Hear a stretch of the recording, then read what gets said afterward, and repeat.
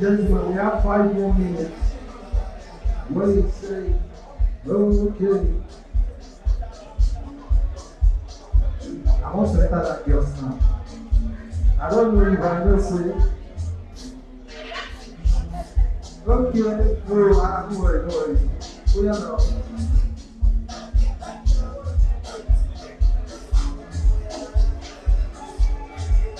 Oh shit.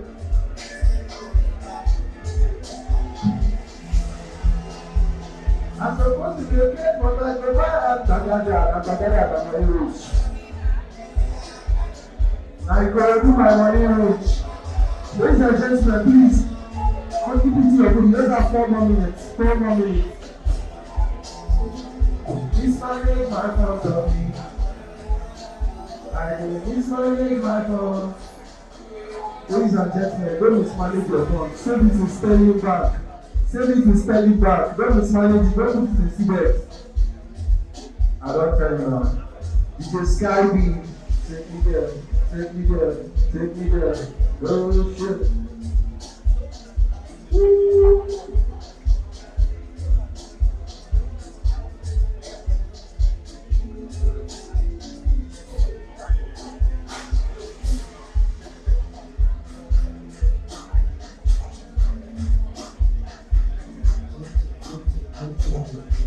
This time can give me open.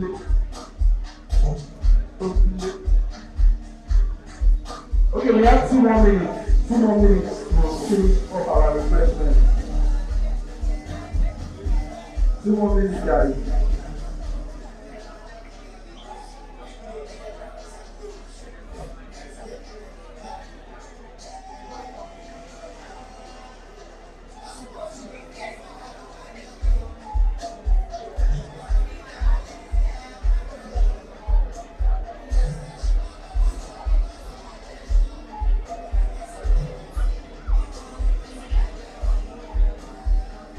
This time is my fault.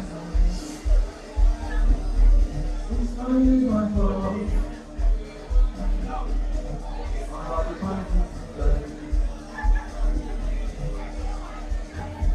Hello. How is this man my phone? Are you singing?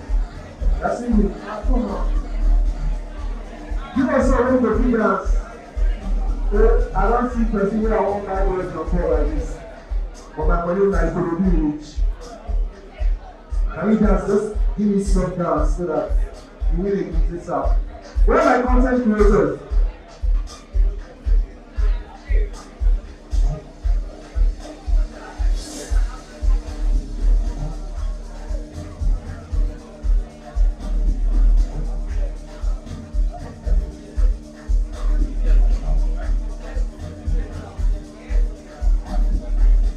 Ladies, what's your name? Pretty, what's your name? What's your name? When did you grab? Oh, are you ready for us? Are you want dancing? Not dancing. Anywhere, you can dance. Where now? Where now? Sadi. Let's go. Sorry.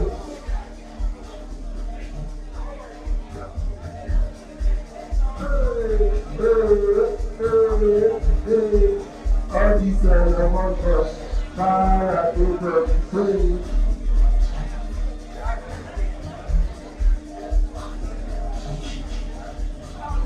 Gabi.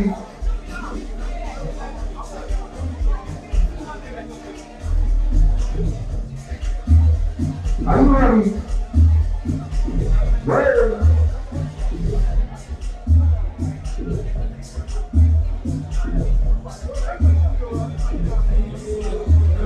Say what?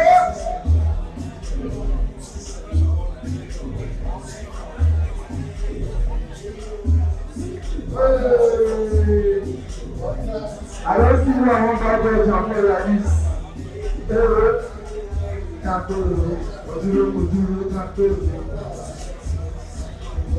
You see that joke now?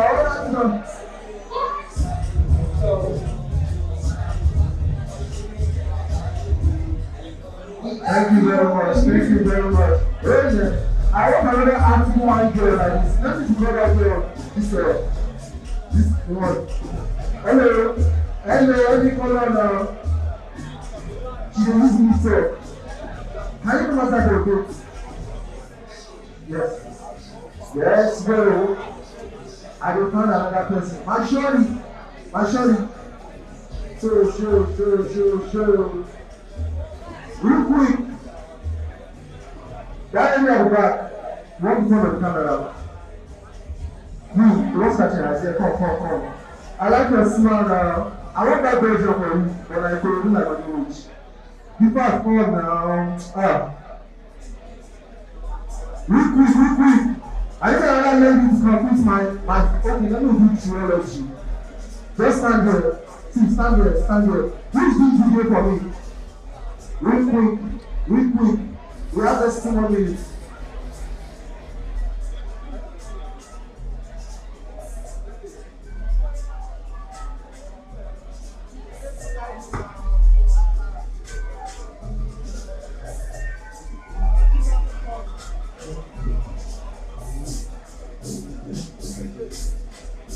Give me some, will make sense. But then this one's called do as I do. You say do as I do, I go do.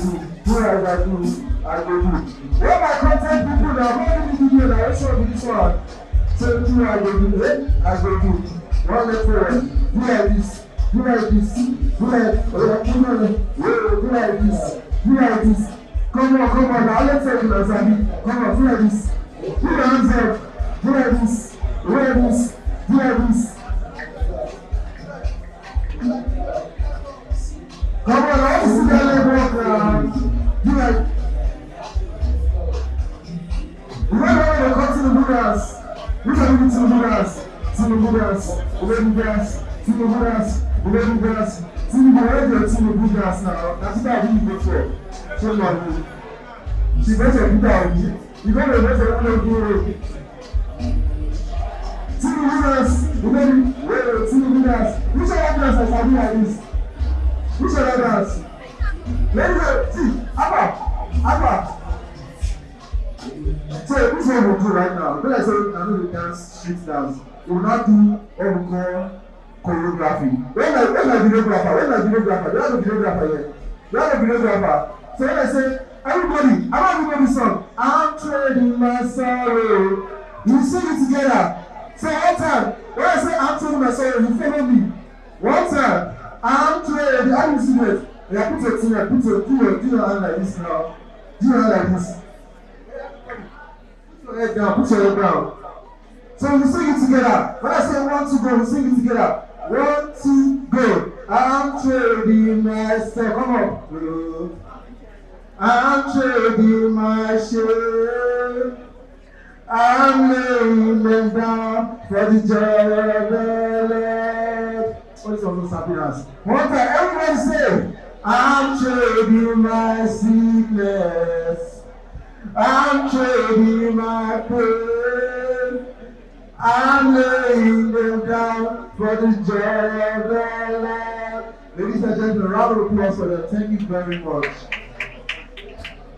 So let the people that are downstairs, let them come up. Are we ready?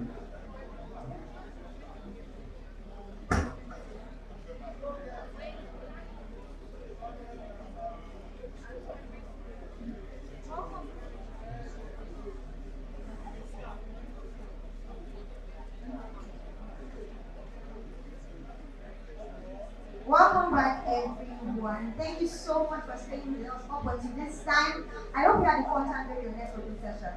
Okay, we can have our attention. Tim, are you here? Techforge Conference 1.0. Techforge Conference 1.0. Please don't feel my mind. Techforge Conference 1.0. Team A, Techforge Conference 1.0. Team B, Techforge Conference 1.0. What are you thinking now? Team C, Techforge Conference 1.0.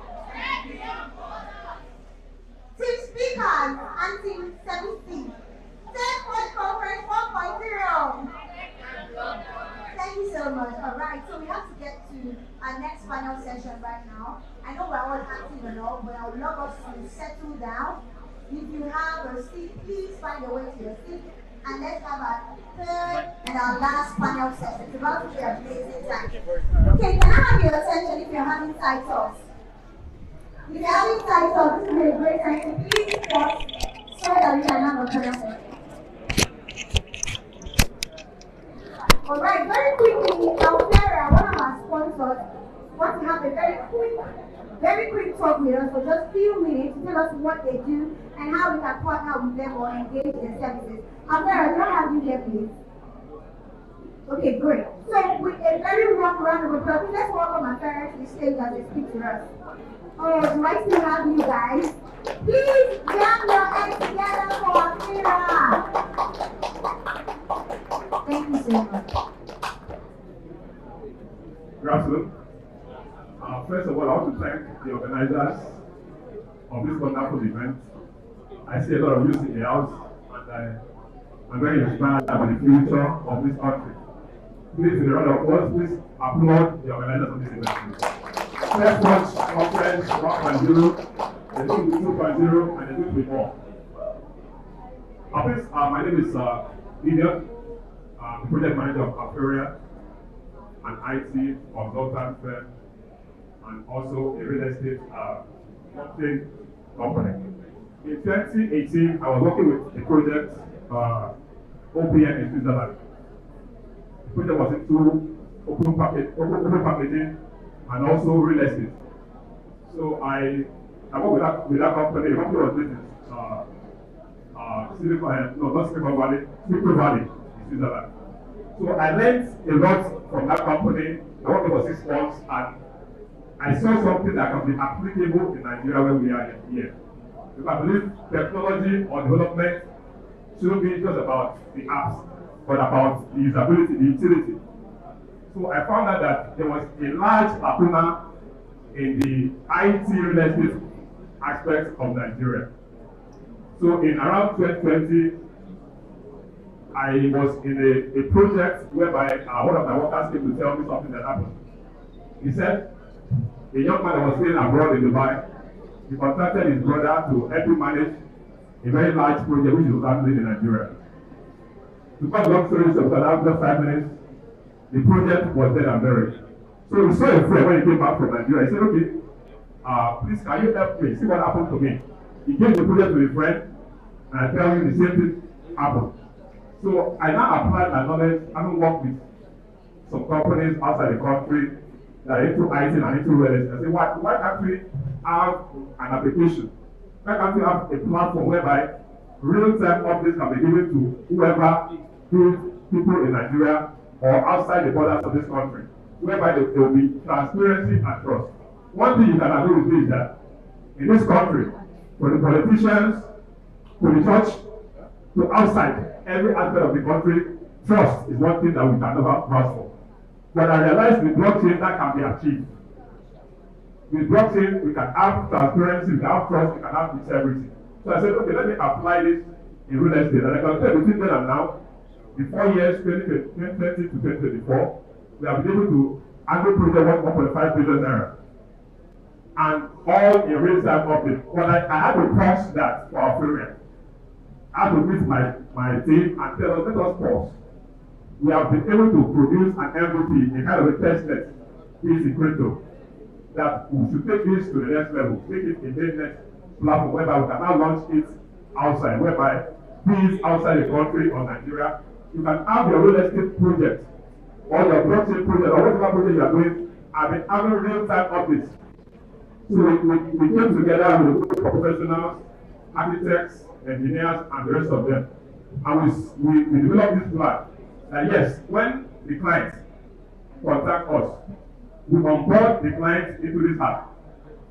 From your approval, to your documentation, to your procurement, our Flora will give you live updates.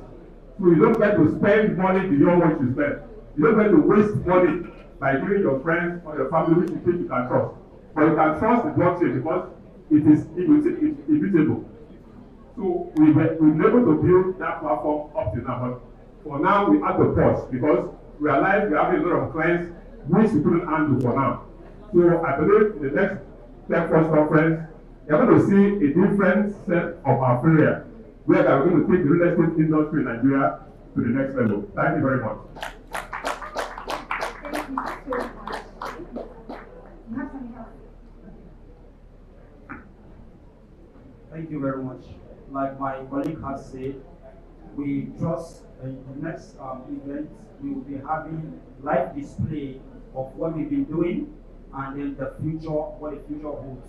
Please, if you want to have a talk with us, feel free to reach out to us. We'll be seated behind here and then we'll have to talk and share more. Thank you very much. Thank you. Thank you so much. Thank you so much, Afira. Can I give another one round of applause for you? Thank you so much. So now we're going to have our last but not the least, our third panel session for Techforge Conference 1.0, Tech Beyond the Borders. I mean, are you excited about that? You don't look excited. Are you excited about that? Yes. Are you sure? Yes. Okay, great. All right, so I'm going to introduce our first panelist for this third panel session. And of course, as usual, when he comes on stage, let's make sure to celebrate him and give him all of the accolades. Ebenezer has over 16 years of cross-sector expertise in retail, commercial, corporate, and digital banking. Ebenezer excels at driving growth through innovation. A dynamic leader, he manages strategic foresight with executional rigor to deliver tailored solutions and empower high-performing teams. Ebenezer holds a Master of Science in Digital Transformation with distinction and a Master in Business Administration with distinction, specializing in AI and the future of automation, both from Techforge University, USA. His academic excellence is complemented by credentials as a certified management consultant and active roles in leading professional associations. As head of FinTech partnerships and ecosystem tech at Parallax Bank, Ebenezer bridges traditional finance with disruptive technologies. He architects collaborations that unlock untapped markets, scale business opportunities, and position the bank at the nexus of Africa's fintech revolution. A fervent advocate for automation and AI-driven growth, his work underscores a relentless commitment to shaping the future of finance across emerging markets. With a loud sound and a hot round of applause, please welcome our first panelist, Ebenezer Akeyemi. He's not available. Oh, all right. Oh, okay. All right. So sorry about that. Thanks, please have a seat. A round of applause. A round of applause. All right, on to our next panelist. Olubunmi Kole Dawodu is a highly accomplished and results-driven public servant and program and project manager with over 2 decades of experience in managing complex programs, driving strategic growth, and delivering exceptional outcomes. Throughout his career, he has demonstrated a proven track record of success in program development, implementation, and evaluation. His expertise spans across leadership, resource management, policy formulation, and stakeholder engagement, making him a key figure in the public service sector. In his extensive career, Olubunmi has held numerous leadership positions, including innovation, policy advisor, state manager, and deputy director. These roles have allowed him to develop and hone his leadership abilities, enabling him to guide teams effectively, make strategic decisions, and lead initiatives that achieve organizational objectives. A significant part of Olubunmi's work has involved policy development and implementation. He has contributed to the formulation of key policies, programs, and regulations that have influenced the direction of both governmental and organizational frameworks. Olubunmi is also known for his strong communication and collaboration skills as a skilled public speaker. A key feature of Olubunmi's career is his adaptability and innovation. He has continuously embraced technological advancements, leveraging them to enhance service delivery and improve organizational efficiency. Dedicated to professional growth, Olubunmi has continued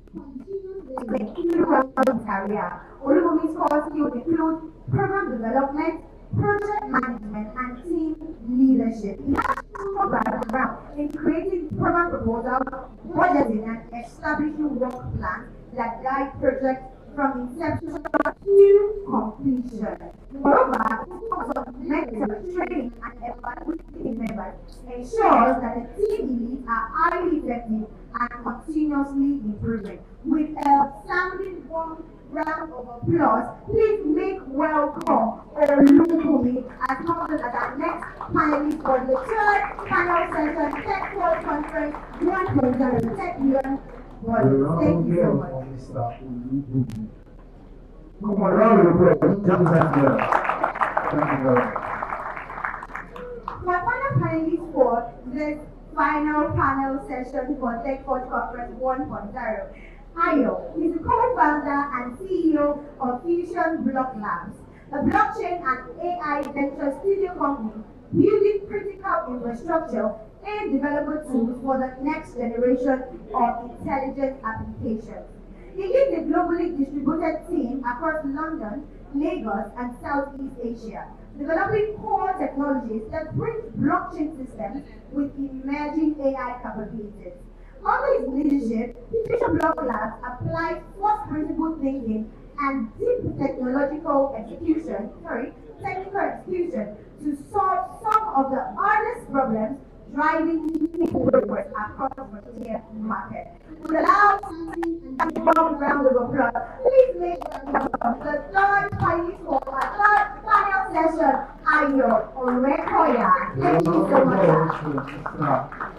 Round of applause. Thank you so much. Thank you so much. Another round of applause for all the panelists that are here. And then the last panelist was women, right now we have a couple of men. So what's more, I will not be moderating this panel session, but we have a capable and who will do justice to the moderation of this amazing panel session, which is our last for today. So please make sure to pay attention. Our moderator for today is Newman Aruno. Thank you very much. Welcome. A round of applause for Newman Aruno. Come on, jam those hands together. Good afternoon. Mr. Newman, before you go on, jam those hands together for our moderator and fellow panel. Come on, jam those hands together. Thank you very much. Thank you. Alright, good afternoon again. My name is Newman Aruno, as I said. So good to see a lot of faces this afternoon. So just going to do the usual. So I'm going to scream out Techforge, and then I'm going to say the rest of Tech Beyond Borders. So Techforge. That makes it so low. I don't know why. Because of meeting on last night. So they have to. So now let's do that again. Techforge. Okay. Anyways, this session is particularly intriguing to me, and that's because it circles around entrepreneurship, investment, business, so it's going to focus more on tech founders, startups, and all of that.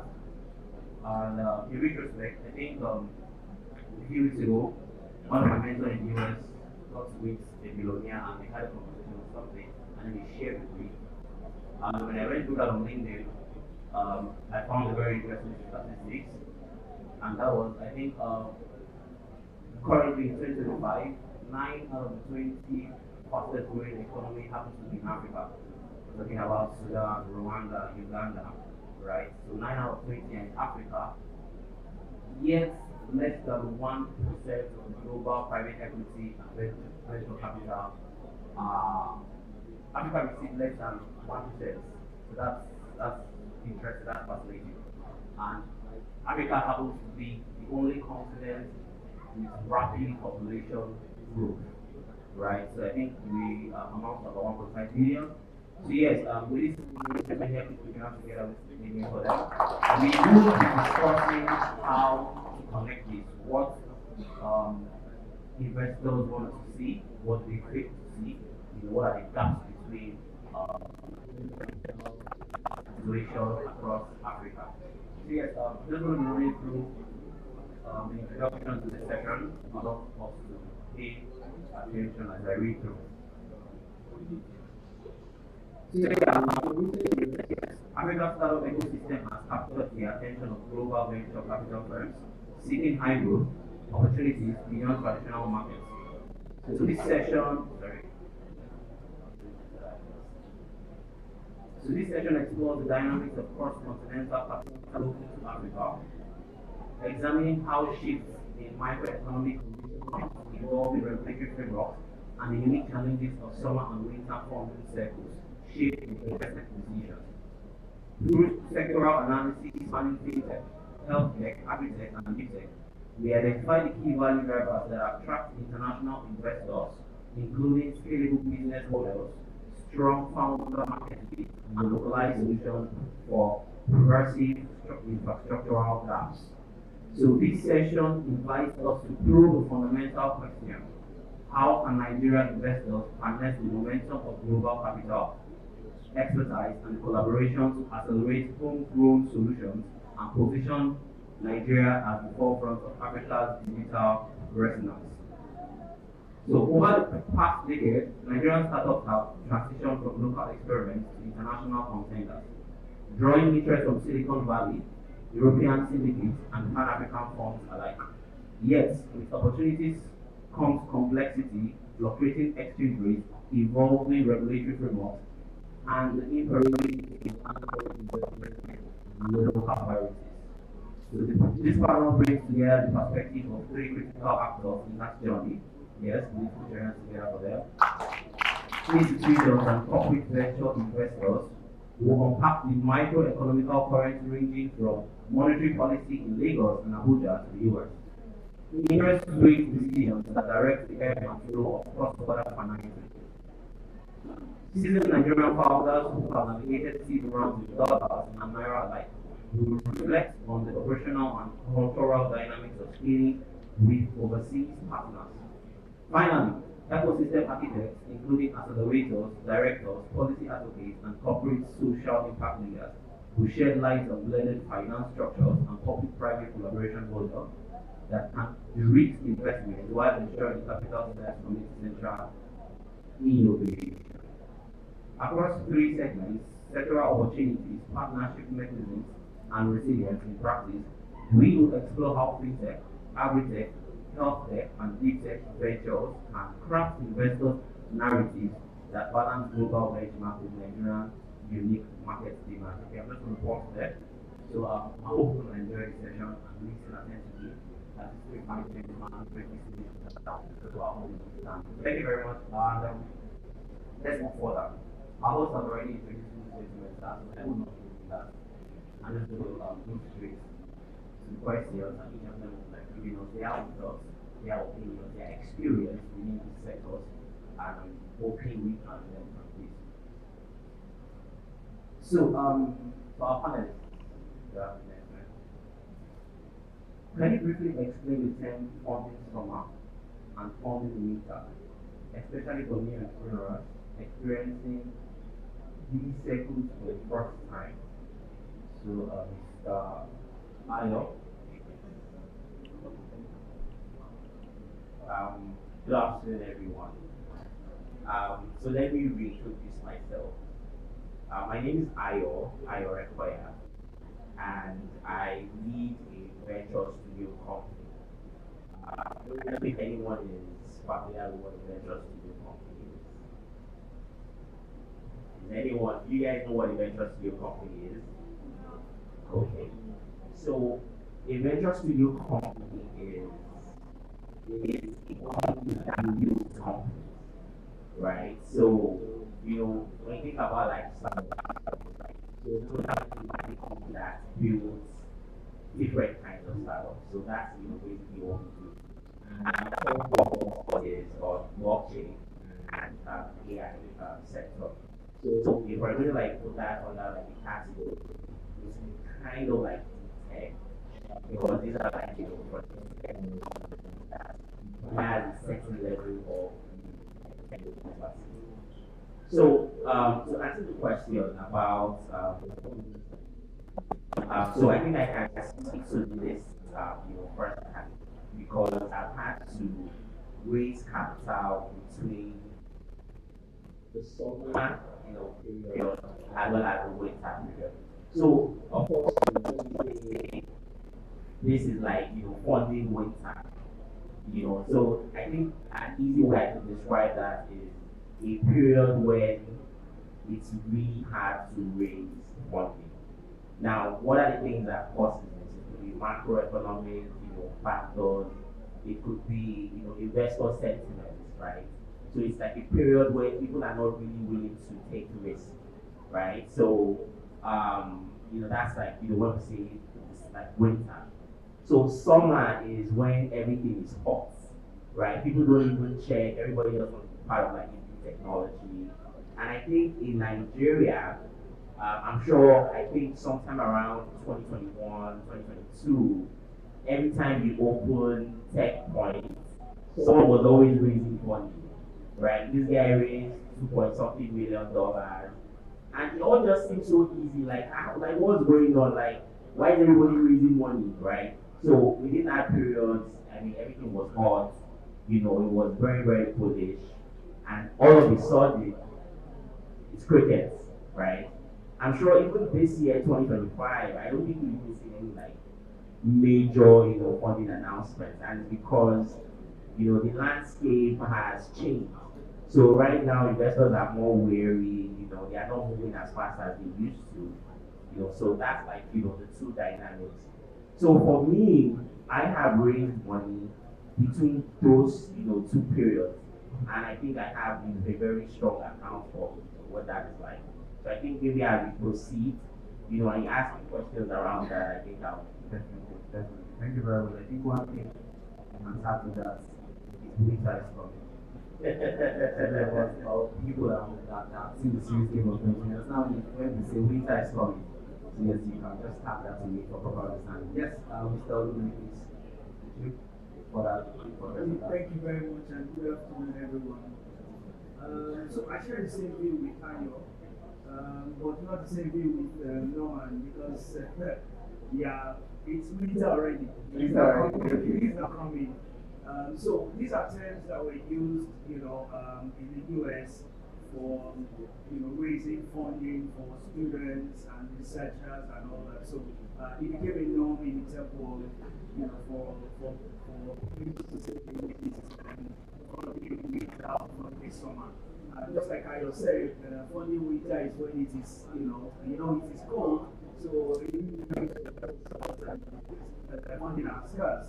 But during summer, it is hot, people raise funding. But presently, it is all over the world. It is all over the world is funding winter at the moment, and that is because VCs, investors have, have had their fingers on several times with startups, and it's not different, even in Nigeria. We need to be intentional about how we are going to, raise funding for startups. And of course, I believe IOS company, would want to attest to that, that is quite difficult now. But what we can do, for me, so that I agree that, the winter is actually coming, right? We could make funding somehow in one way we can do that is for us to have ecosystem actors participating in what development is going on within that ecosystem. Most stakeholders work in silos. Government work in silos. All the players, even development partners, work in silos. They just want to touch a little. Even startups also work in silos. The competition within startups are awesome. They just want to beat one another in competition. There's nothing wrong with competition, but of course with competition comes, that togetherness, that synergy. And that's what we should be looking at. So that's my thing. Thank you very much. Yes.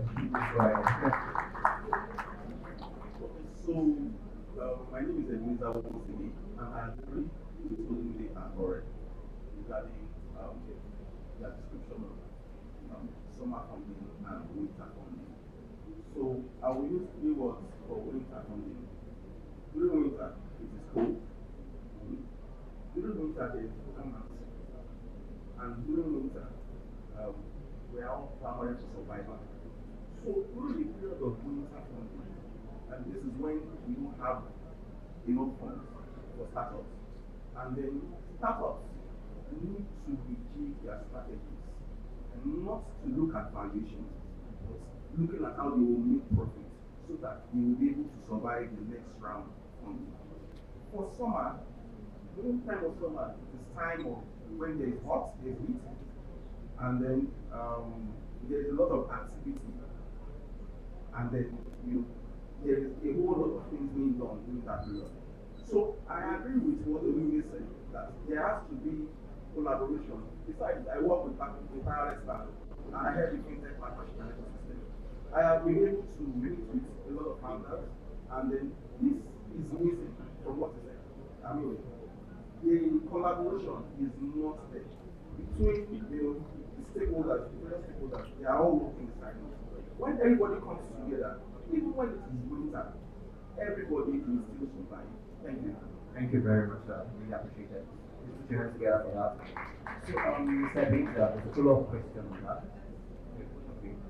So, how changes in US interest rates and global microeconomic conditions practically influence investment flow into Nigerian startups? Okay. So, today we understand that there is a currency which is strongest all over the world, which is the US dollar. Right. US dollar is used as a benchmark for other currencies. That was the response today.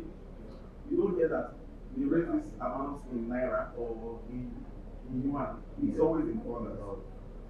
And investors, that's VCs, venture capitalists, they tend to invest the rate, let me give an example, when Fed, that's like the CBN of US, when they increase interest rates.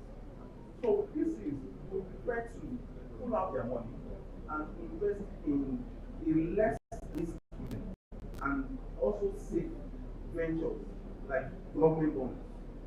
They get more interest, and then they also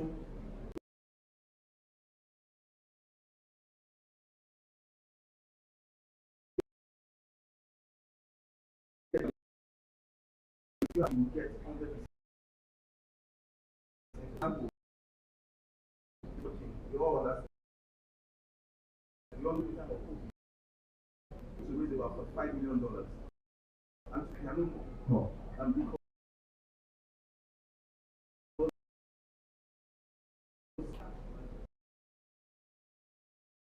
example that investors not to bring it. Another thing is also our macroeconomic inflation,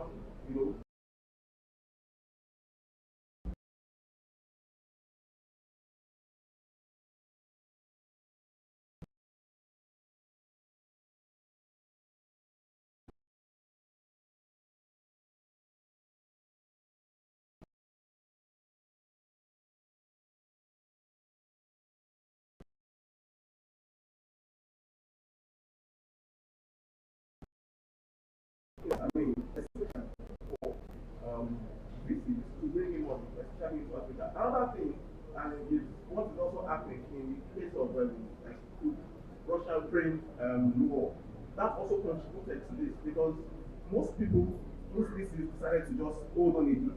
Let us see the environment, let us see what's going to happen at the end of the day. Then go to government regulation. We know today, regulation in Nigeria is not straightforward. Today, government come with this circular, tomorrow they come with another circular. So it is not giving investors that kind of rest of mind to say, okay, this is what we should focus on. Thank you very much. Thank you very much. So basically, I think my perception is that from what you've said is that one of the major challenges investors face is basically currency risk, political instability, and thank you very much, sir. Makes a lot of sense. Mr. Ayo, so how has the recent volatility in exchange rates between the naira and the dollar shaped venture investment decisions and term sheets negotiations? So I would say by law, right? And because if you are running a startup that is based in Nigeria, and you have Nigerian customers. So it means that your revenue is going to be in naira, right? So let's say you raised $1 million and at X valuation. So it means your company is currently worth X amount of dollars, but it's also still valued naira. Now there is a certain expectation of what you should be able to do as a company, right? I mean that's why they're giving that capital. So let's say last year you made 500 million naira in revenue, and dollar was 500. So it means technically you made $1 million in revenue. But now, Emefiele and his guys, they wake up tomorrow and they mess everything up, and dollar is now 2,000. Now, so it means that when you're like reporting to your investors, your 500 million naira revenue is no longer $1 million. It's now like about 350. That doesn't really show progress.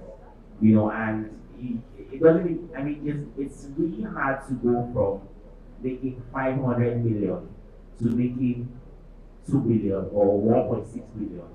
You understand? So this makes it like really difficult, even in terms of like how they would value this company, because the companies cannot grow at that rate. It's simply not possible, right? Even if they are growing at that rate, it's hard for them to be able to justify it, because you understand. And because of this, a lot of investors are just like, okay, it still comes back to that instability. I mean, if something like this happened in America, the entire country would shut down. If dollar lost like almost all of its value within 1 year, I mean, if we think about the period between when Naira lost its value against the USD, like the difference, like the timeline between 500 to 1,005 was, I think, less than 18 months. I mean, that's ridiculous, and there's no serious person that has patient capital that wants to do that. So they'd rather just take their money elsewhere or just hold their money. So now that, the macroeconomic, conditions have also changed, interest rates are high, you can really buy bonds at like maybe 5%, and maybe you're a fund and you have like $10 million. 5% of $10 million is how much? Yes, I'm asking you, yes. 5% of 10 million. Yes. That's $500,000. Yes. So you are literally earning $500,000 on $10 million that you are not using. So you can see why it really does make sense for the investors to just kind of like chill. So that's what we are currently experiencing in Nigeria, and it makes it like incredibly difficult for anyone to be able to raise on that time. Wonderful. So now I understand this dynamics, or I'm choosing to say we understand the dynamics. We understand that the currency valuation, we understand that the disparity between the naira and the dollar, right? So definitely a lot of things, there are organizations, there are founders that are still able to get funding, right? So I don't feel like there's the human factor involved in that, right? So as an investor, now let's take back and view things from an investor's perspective. What would you say is the founder market fit, in the sense that how would you say the founder communicated this information, looking at details of how all of these all of these factors will definitely affect the investment, and as an investor you've been willing to go in the door and get along with the founder, right? And so this will attest to that. Thank you very much. And I think that's a fantastic question, right? So from the way I see it, investors are just like I just said, they are careful right now. But we should be looking at solutions, right? We are thinking about it from the demand side, right? Startups, the founders' fees and all that.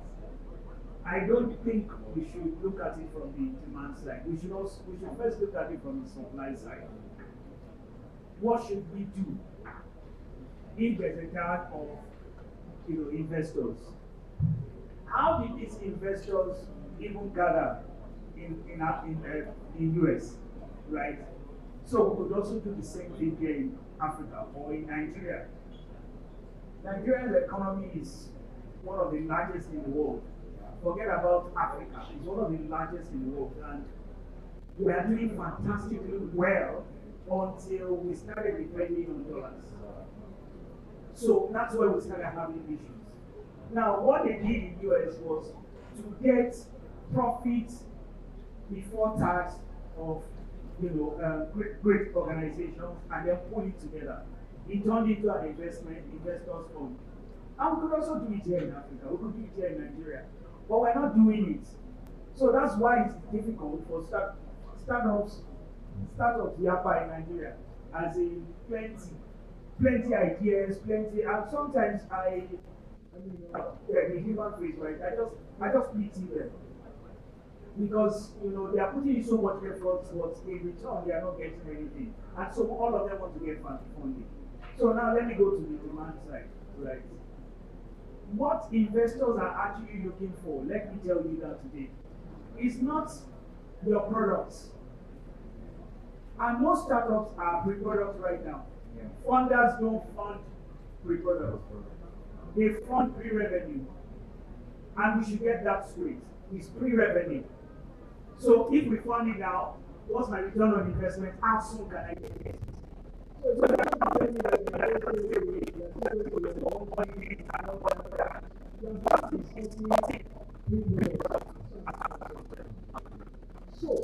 the next thing now is to network. You need not to sit down in where you are and say you are building products. Network with people. Network with any organization. You see, in the world which we are right now, everybody is related with one another in business, in work, and everything. Nobody is an island. Tell me which organization does not need the adoption of technology at the moment in Nigeria. Every organization does that. Every organization has a challenge that you have to build a solution to solve. So we are all interconnected. I talk as a regulator. I've been working with Sweden for 21 years. Yeah, I don't look it. That's fine. No, I've been working. I didn't start small. I joined Sweden when I was like 32 or thereabout. Yeah. So if we look at these three indices that these scenarios that I've created, it will be easy for us to go back and synergize. We mentioned earlier, and which Ebenezer attested to, we all work in silos. Government sits down, formulate policies, right? You are the one on the field. When government wants to review the policies, they don't call you. So, how do you expect the policy to work? Because these are the most active players in the formulation of the policy. And so, when we look at that critically, it is easy for us to take it one step after another. And so we might now go back and say, okay, VCs will now see the efforts that we have put together, restructuring the ecosystem or rebuilding or developing of the ecosystem, and then they know that, oh, okay, so if I give so amount of money to this startup has connection with this, with that. Oh, yeah, so I can get my money back. And then remember, it is pre-revenue they fund, they don't fund pre-product. So don't bring products ideas to that's right. That's wonderful. And I'm still agree on that. You mentioned pre-product pre-revenue. I'm sure some people do not understand what that means exactly. I think a few years ago I was opportunity to host a Pitch and Invest program where founders were pitching their ideas to investors. And on this particular founder, basically, I think he went through the pre-product mechanism. And one of the investors asked him, what's your revenue? And this is zero revenue. And you're trying to pitch your product. Now I understand that not all small businesses or medium businesses will be able to acquire funding. So now, I'm throwing back the question to you. Now, if they can't get venture capitalists to look into their business and or what other alternatives can founders seek? And I think I'd like to give a response to that. That's also a fantastic question. From my own experience, right? There is no alternative open right now, and that's not the truth. mean, I like to be truthful, factual. There's no alternative right now. So that's why people fall back to government and say, oh, government is not helping us. There's absolutely no way government can help you. I've been in the government sector for 21 years. There's absolutely no way. Government is supposed to create an enabling environment, not give it funding. Okay, so funding or financing might be part of the enabling environment. But it is very slim. Let me give you an example. Sweden is supposed to be in charge of SME development in Nigeria. But part of the development is to fund SMEs, right? Small businesses. And then there are 4 categories of small businesses in Nigeria. There's nano, there's micro, there's small, there's medium. I'm sorry that, all you tech guys might not really understand that, but that's just the categorization. But we've only been able to target nano enterprises to give them funding. Nano enterprises are those enterprises that just have one person as employed, right? Because it's employment and how do you say, revenue that actually matters, right? So if you employ 1 to 3 persons, you are a micro enterprise, but nano maybe 1 or 2 persons. So you find this tech guy, this fintech guy, only he has his laptop, does his thing, so it's a nano enterprise. But the nano enterprise that we are targeting are those that have not even adopted technology. And guess how much you are giving them? 50,000 naira. So as a startup, what do you need 50,000 for? It's not even up to for your lunch and dinner, for your whole day sitting down and everything. So you can't look back to government. And if you go to Bank of Industries only fund those that require equipment. So if whatever you're asking for from Bank of Industry does not, equipment does not handle like 70%. 70% of whatever you're asking for goes to equipment. Bank of Industry will just tell you, we'll get back to you. And so, don't think about government. We should have engagement like this, where every stakeholder comes in. Some people have money. I have a university classmate that is at ND of the bank, called me up one day and said, look, what can I do with 1 billion naira? Yeah, for him to tell me, he knows that I have expertise in that area, right? So he's asking that what business can we fund with 1 billion naira? I wish I had that opportunity now. This opportunity was like 6 years ago. But I wish I had it now. It would have been easier for me to look at all those products and then, encourage them. And so then follow up. But now, it's not, there's no plan B. There's no alternative. For me, there's no alternative at the moment. We just need to have stakeholders engagement regularly, where it is easier and clearer to both the funders or prospective funders and the fundees. Exactly. No, I don't. Okay. Like you said, collaboration matters and everything they are doing. Government cannot sit somewhere and then create laws for people who are meant to enable people that are on the field.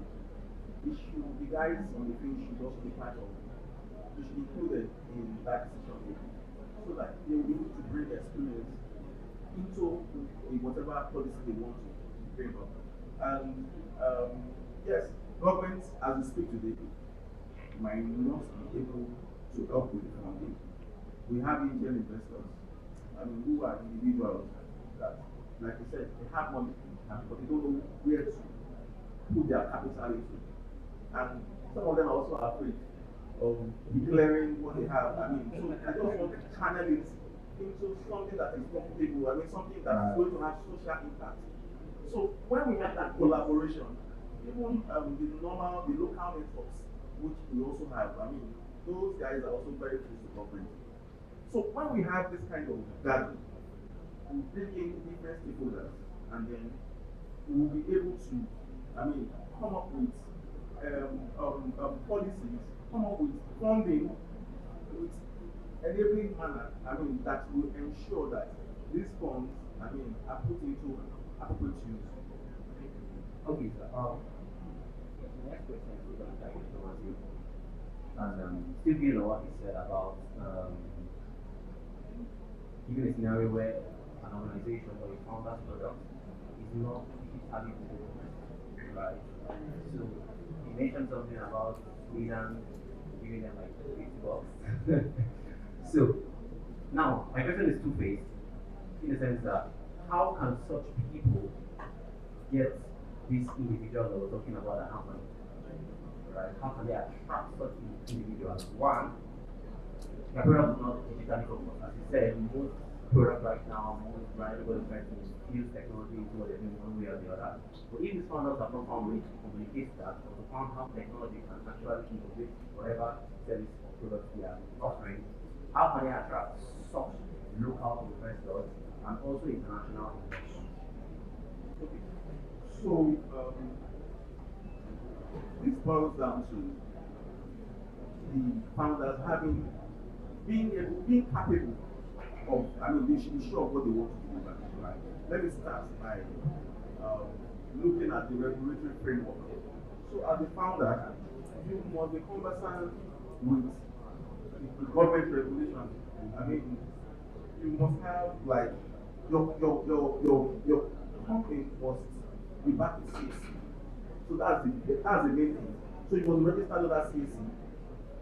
You must understand government regulations, and then you should also have contingent planning, in place, so that in case this regulation affects your business, how will you be able to come back? So these are the kind of things that local and international investors are looking at. Another thing is Nigeria is more or less like a monolith. It's not a monolith. What I mean is Nigeria is fragmented.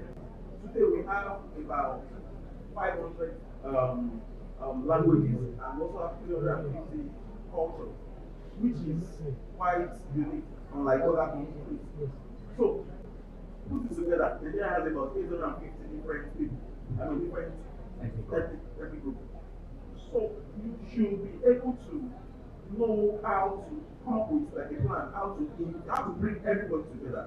Your product shouldn't speak to just a particular ethnic group alone. It should cut across all ethnic groups. Another thing is in the case of currency risk. For international investors, you should be able to like places was able to do. In terms of logistics, that in their contracts they were able to when you can get away with certain things which an ordinary logistic company can never get away with. So when you have very good knowledge of the business which you are going into, is going to help. You can also have hedging risk. Ideas of how to hedge your currency risk. You should have good knowledge of forward contracts. You should have good knowledge of options. So these are different things that you must be able to display. You should be able to showcase it. And when you're able to showcase all those things, I'm sure it's also going to bring in talent, because what most investors are looking at is that when I invest into this particular business, is it going to adventure? Is it going to, they are not looking at profit alone, they are also looking at social impact. How it is going to benefit mankind. What you are going into, is it cleaner energy? So these are green energy, these are kind of things that they look at. So I believe that with this point, international local investors, will be able to, who can be attracted, by, the guys that need money. Definitely. Key points that stood out to me. I think it makes sense, and a lot of founders should really concentrate on that, on the factor of knowing what you're actually doing. Read about what you want to do. Invest in the necessary information and knowledge towards that. And I'm saying that because of what you said. And I remember I came across a video online from Lions there, and I'm sure we have a lot of Lions there, about the founder trying to talk about the product. And he not even have a license to run, and he has been running for 2 years. Right? So I think it was Gary Booker asked him, what license are you operating? And he found out very embarrassed and completely calmly avoided So as much as we want to be focused on our business, we need to find and compliance, regulatory compliance, and everything to treat it for you, whatever. Thank you very much for pointing that out. Mr. Ayo, how are you, sir? At the beginning of this session, you mentioned something about how when farmers get foreign investments, maybe probably this happened maybe 2 years ago when dollar was around 500, and now dollar is 1.5, and definitely have the investors might need to see the return on all of that. So my question is, how can farmers mitigate this foreign currency overflow?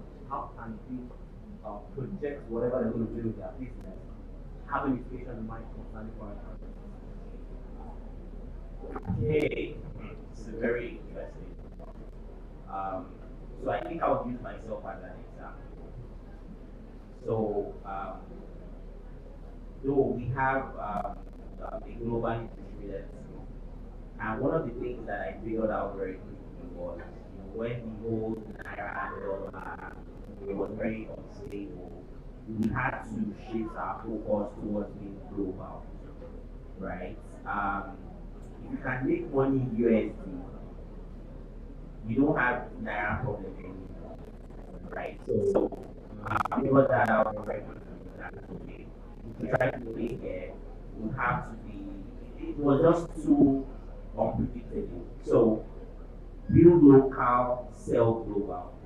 I think using that strategy kind of like almost helps you to eliminate that risk. What is currently a risk now becomes an upside, right? Because imagine if you are living in Nigeria and you are earning revenue in USD. So it means that you can hire like the very best of the best people here. You can pay them very well. You're not facing that existential risk of losing the value of naira and all of that. So that was exactly what we did. Because the risk was just too much. It was just too much. So we raised, when we started raising, the plan was to, run an African play. But when we realized very quickly that, okay, this wasn't going to work, so we had to play global. Now, playing global is also not by mouth, right? Because if you want to if you are building if you are say you're Nigerian and you're building a product that people are going to use outside Nigeria, it means that your product has to be competitive, right? So it means in terms of your skill, it needs to be significantly higher. You need to literally be 5 times better than the competition to be able to stay competitive. So it's a very hard foreign. no, foreign. And this is why you can really be very competitive. So we have the West, let's say the US, right? Let's call them tier 1 countries. We have the highest purchasing power for any type of product. You could target different parts of the West. Maybe not necessarily the US, it could be the US. You could compete on price because the marginal cost of you producing from here is lower, right? So there are many ways you can play, but one thing that has to be fundamentally true is you need to have the skills, right? Because if you don't have the skills, there's nothing to offer, right? So you literally need to be like a 10x better version of yourself to do that. And to add to it, I would say the following winter was what necessitated that move, right? So we got to raise money at a very difficult period. So imagine you were already close with a VC, you already signed term sheets, and all of a sudden they ghost you. Yes, so now managing to leverage networks and stuff. We raised first 50K or well, thank God though. But looking at how the market moved from 2021 to 2023 was very brutal. Now what was even wild was in 2021 I had access to certain investors that were literally begging me to give me money. But I was like, don't worry, we're not ready to take it, And so imagine now being rock pulled, something that was coming very easily, and now you have to struggle. So, you know, having to experience that, I knew okay, we had to like change our strategy. We had to focus on okay, how do we be profitable? You know, if we're profitable, we have our destiny in our hands. You know, so right now where we're at, we don't even want to raise VC anymore. Right? How can we continue to like be profitable, build a great business, make money, take care of our people, and I mean everything is right in the world. Right? How about transparency? So transparency in terms of founders to investors, founders to employees, that investors funds and all this money. So Yeah, we really happy there. that question is not. Can you like repeat like the context very clearly? So the context is still building upon the first question on your response. So how can this funds be managed, right? So I'm not talking about you explain that building upon that. How do you now build transparency, right? Communicating with your investors, communicating with your employees to make sure that the funds can be properly managed, utilized, and managed properly.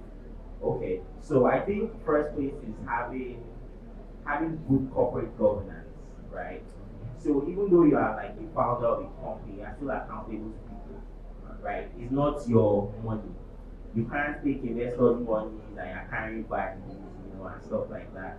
So of course you have to be accountable to someone, right? So having a proper governance structure kind of like mitigates that because even though you might be a founder, you are also like an employee, right? You're earning a salary. You can't just take money. You can't do that. So I think when you have good corporate governance, that kind of like solve the problem with transparency with your investors. Now regarding the staff, that's like the employee. So when you say transparent, what kind of transparency? Well, I believe that organization right now can communicate to their employees and give them information, especially those managers, on how things should be executed.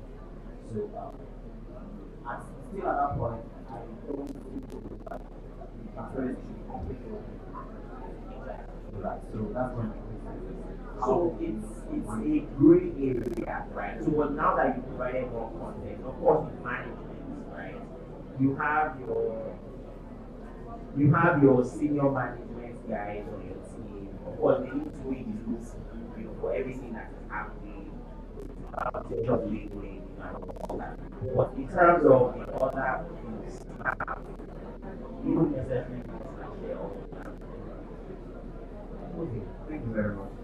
One more question before we close the session. That question is directed towards any of you. I think response is sweet. The question is, what warning signs or red flags should investors look for in assessing the founder's financial integrity or potential misuse of money? This one starts. So for me, if I'm an investor, right? The first thing I'll be looking out for is your advisory board. Okay. I'll be looking out for your advisory board because I want to see a lawyer, I want to see a financial business person, and then I also want to see a technical person. Maybe I can come as part of the advisory board member or an mentor. Right. Awesome. I will go with it. Oh. So, on the advisory board, we should have independent directors. So these are directors that can, they don't need to go with everybody. This person has both international experience and local experience. Wonderful. Zaya. So as an investor, I think I will look at all of those things you mentioned. But I think at the early stage, right, when you're making a bet, it's more about the person. It starts with the person, right? Because at the very early stage, there you don't really have all of those structures in place. Maybe at Series A level, you have like a board, and all of that. So I think for me, the things that I will look out for is one, is this person driven by their ego?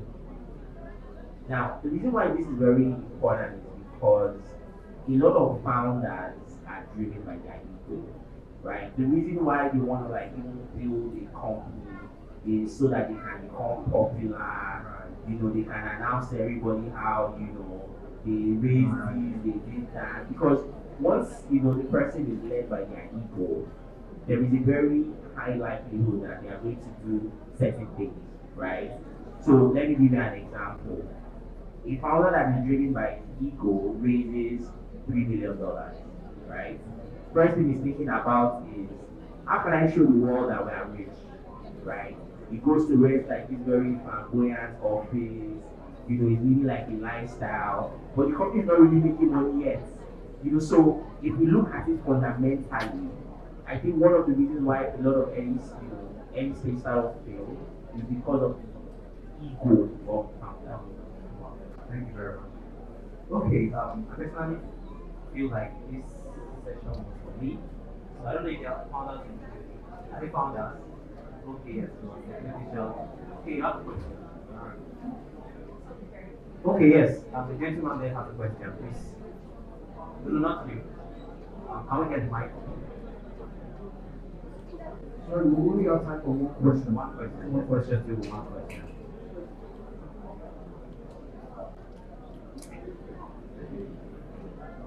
Good evening, sir. Good evening. Okay, good evening, sir. I'm Alaji Labarotomi.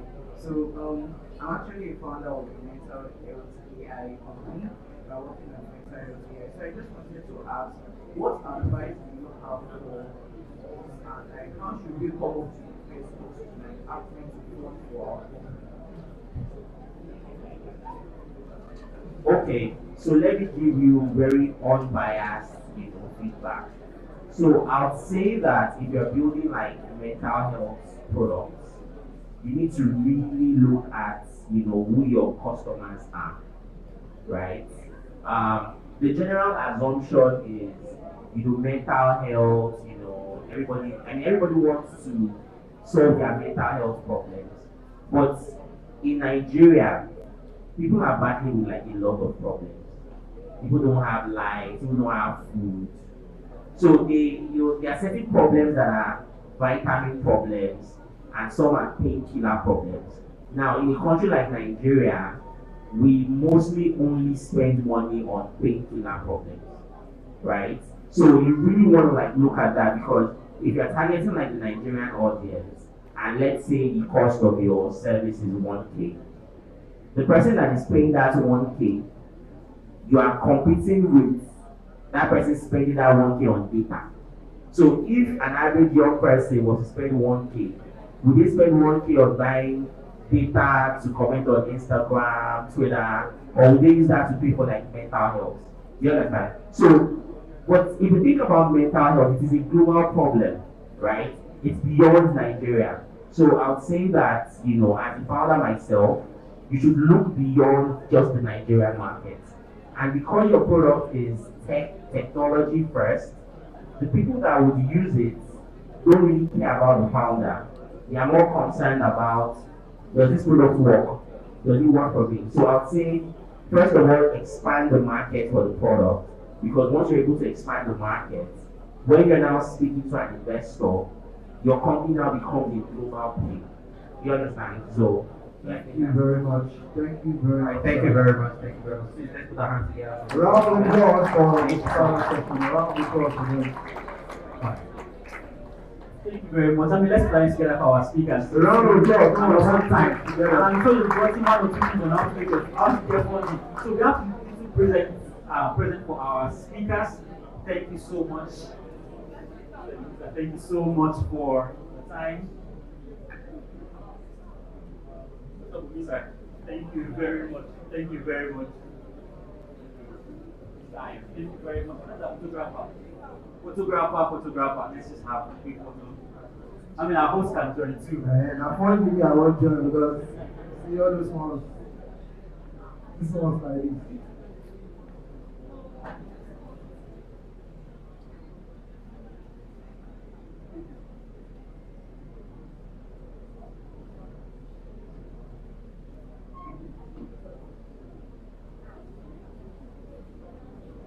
A round of applause for them, a round of applause. Oh, jam these hands together, jam these hands together. Try to start with that, it's not a party, I'm not able. Jam those hands together. Thank you very much. There was a young man that said, somebody wants to give him 1 billion, he doesn't know what to do with it. I'm not hearing that.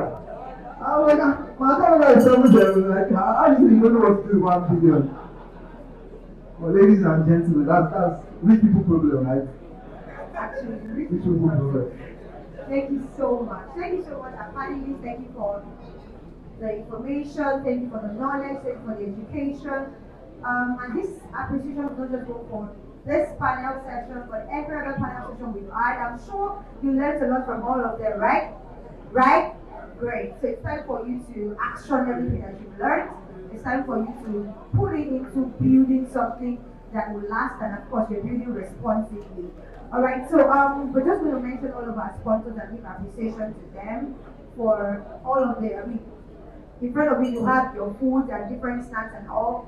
These sponsors, these partners made it possible. So we're going to actually give them a round of applause, even though they are absent currently. We have Christ Image Assembly, as I just mentioned, A round of applause for Christ Image Assembly. Techforge, the part of the team members. Techforge, Thank you so much. Thank you so much. Alfiria, we had them come up on stage. Thank you, Alfiria. Monster, you took the Monster drink, right? Monster Energy drink. UAC Foods. Please let's pick up the A round of applause for UAC Foods. 1 Million Landlords, Paralex Bank, Hero Beauty, Techforge HQ, Keep the applause going. and the last but not the least, Culture Closet. Thank Also, you a so round of applause to all our Sterling sponsors. Bank. I can't hear you, man.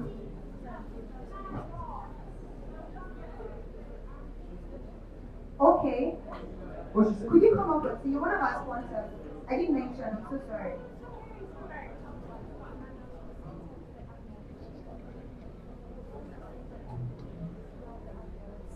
Oh, Nadox. Okay, so when you Nadox. walked in, I actually had a very, like, the scent was really nice. Yeah. How many of you noticed that? Yeah, so they are the ones in charge of that. I mean, they are the ones, if you want some scents that really smell good, please do not, please reach out. They don't hesitate to reach out to her or any of them. Her, right? Yeah, please reach out to her. Nadox. Yeah. Thank you so much. you was a 10% sale fee, right? 10%. Oh yeah, Real Beauty said that if you are having face beauty problems, you can reach out to them today and they'll give you free consultation. Please do not forget that. Alright, thank you so much. And of course, would you appreciate your host also? Thank you, David. And my name is Sol Louis, I'm the point MC. That explains why I've been off stage here. I'm the host for Techforge Conference 1.0 Tech Beyond Borders. Thank you for doing this with us. We love you, we appreciate you, we celebrate you. I can't wait to see you at my next event. Alright. Before we do the vote of thanks, I want us to do something real quick. Please, can I have the attention of everybody? We're about to have the vote of thanks and close. Can I have the attention of everybody? Can I have the attention of everybody? Please, can this light go off? Hello? Can I have the attention of everybody, please? Can this light go off? Can they? Can they go off? Can lights go off? So, ladies and gentlemen, real quick, you bring out your phones for me. You put on your camera, your torchlight, your flash. If you are using torchlight, you can just put on your flashlight. You have the nice phone, you put on your camera. What do just like a quick pic right now. So everybody bring out your phones. Thank you very much. Android, whatever, don't worry. No, I'm not discriminating right now. Everybody bring out your phones. Come on, put on your flashlight. Yeah, close the phone camera. No.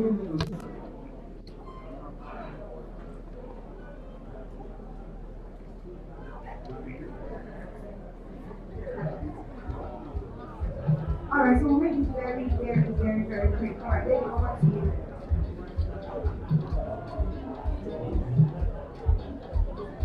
Guys, everybody bring out your flashlights. Bring out your. Please turn on the lights now. So bring out your cameras out.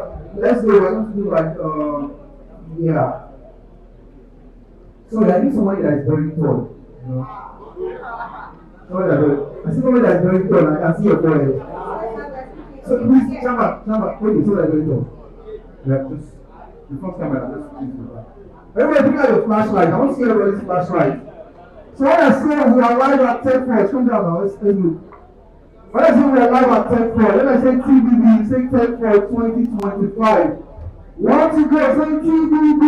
Techforge 2025. So we are live at Techforge 2025. Do you guys have a good time? Do you guys enjoy yourself? Were our speakers great? Was the food great? Were the hosts great?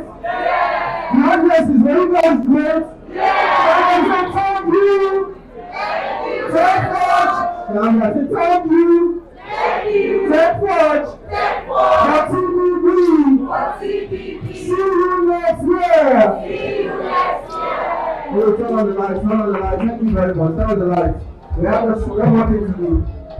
Yeah, thank you. But I didn't tell you the lights was a bright idea. You can bring it out. I don't say everybody's black. Everybody's famous in this place. I don't see anybody. I don't see eyeballs. Well, let's do that. Let's do the conversation real quick. Okay, alright, so we have a quick, I just repeat and then you say after me, right? It's just a confession, a 4-line confession to energize us and so you keep remembering that you came to Techforge Conference 1.0. So are you ready for that? Say I'm a tech giant. Is that how giants sound? I'm a tech giant. I'm a tech giant. I'm limitless. I'm limitless. I connect people. Ideas. And innovation. Across nations. With finesse. I bridge the gap. And I build. Beyond borders.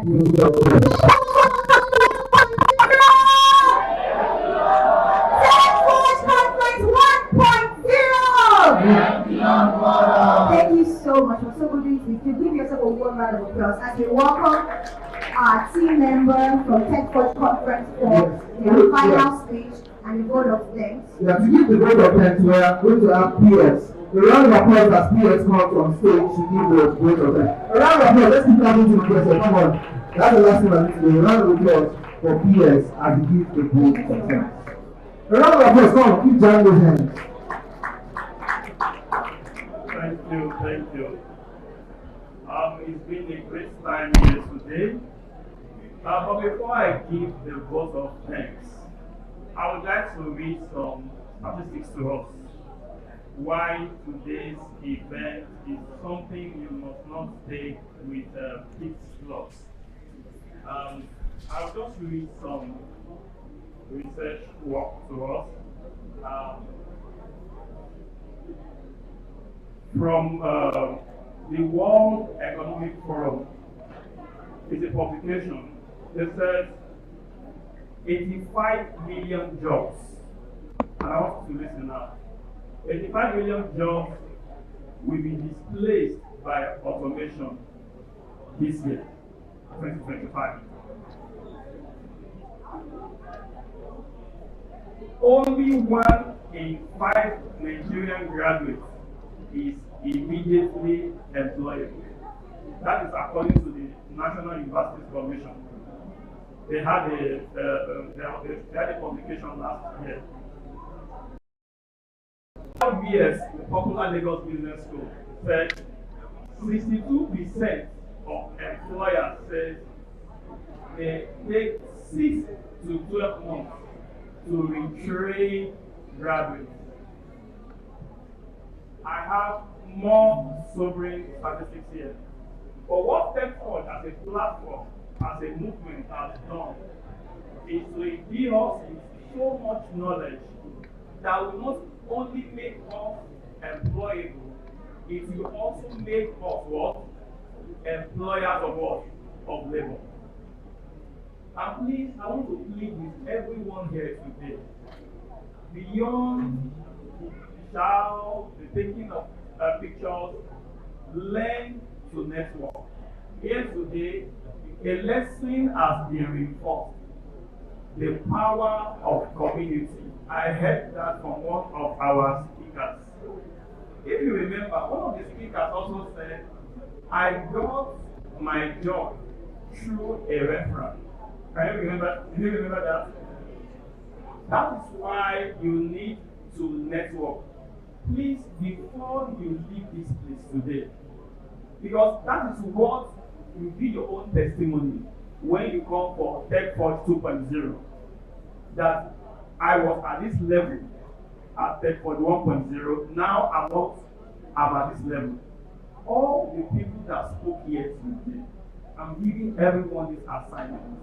Make sure you have their contact one way or the other, and develop a relationship from today with them in terms of mentoring in many ways. That is what will make a difference between who you are now and who you will be by next year. So please, it's important. And I pray that someone's level will be better than this by the time we'll be having the next edition in Jesus' name. On behalf of the organizers, I would like to say a big thank you to all the sponsors of this event. It is one thing to have an idea. It's another thing to have people who believe in that idea and who are ready to see it to fruition. So, in no particular order, I think our hosts, they have done some justice to them, but I would like to read them once again. Please permit me to quickly go through the list once more. One more.